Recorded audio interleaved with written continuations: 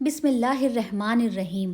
ناپاکی کی حالت میں ہم خواتین خاص موقعوں پر مایوس ہو جاتی ہیں، پریشان ہو جاتی ہے اور دکھی ہو جاتی ہیں، خاص کر ان موقعوں پر جو بہت خاص ہوتے ہیں، جیسے کہ حج یا عمرے کے وقت، رمضان کے روزوں کے وقت، شب قدر والی عظیم رات ہو یا پھر لیلۃ القدر کی فضیلت والی راتیں ہو۔ یہ سب موقع ہمارے لیے بہت خاص ہوتے ہیں، اور ایسے میں جب ہمیں ناپاکی آ جاتی ہے تو ہمارا دل اداس ہو جاتا ہے۔ تو ایسے موقعوں پر ہم خواتین کیا کریں؟ ہم خواتینوں کو کیا کرنا چاہیے؟ ہمیں کس طرح عبادت کرنی چاہیے کہ یہ فضیلت والی راتوں کا ثواب ہمیں ملے؟ تو ہم ان تمام ماؤں، بہنوں اور بیٹیوں سے یہ کہنا چاہتے ہیں کہ یہ جو ناپاکی کی حالت ہے وہ کوئی ہماری طرف سے نہیں آتی، یہ تو اللہ کی طرف سے ہے۔ تو سمجھ لے کہ آپ کو آپ کی امید کے مطابق، آپ کی نیت کے مطابق اجر مل گیا۔ ہمیں کیا چاہیے؟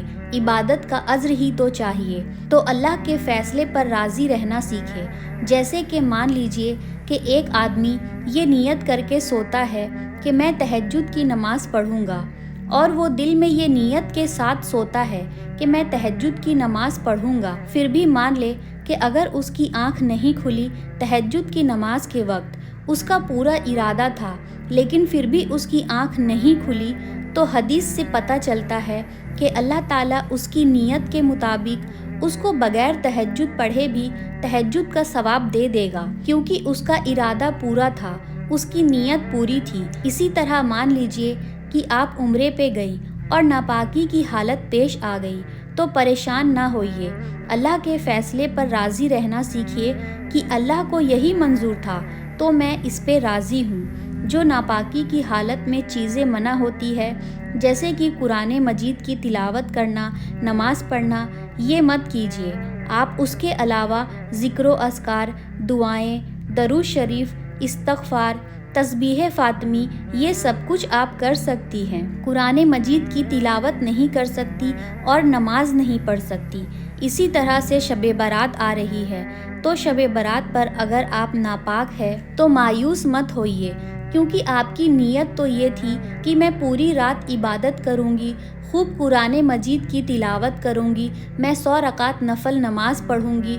آپ کی نیت اگر یہ ہے لیکن آپ کو ناپاکی آ گئی، تو آپ کو آپ کی نیت کے مطابق اللہ تعالیٰ بغیر پڑھے اجر دے دے گا، کیونکہ یہ حدیث سے ثابت ہے۔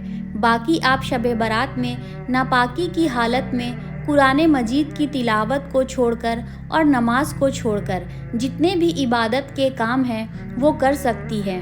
آپ ذکر و اذکار کر سکتی ہیں، درود شریف پڑھ سکتی ہیں، استغفار پڑھ سکتی ہیں، اور آپ تسبیح فاطمی پڑھ سکتی ہیں اور اللہ سے دعائیں مانگ سکتی ہیں۔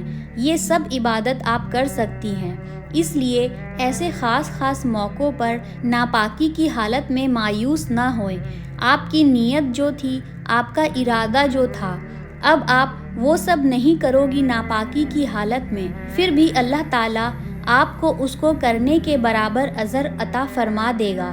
ہمیں امید ہے کہ اس ویڈیو کو دیکھنے کے بعد آپ کو مسئلہ بھی سمجھ میں آ گیا ہوگا اور آپ کو ایک تسلی بھی مل گئی ہوگی۔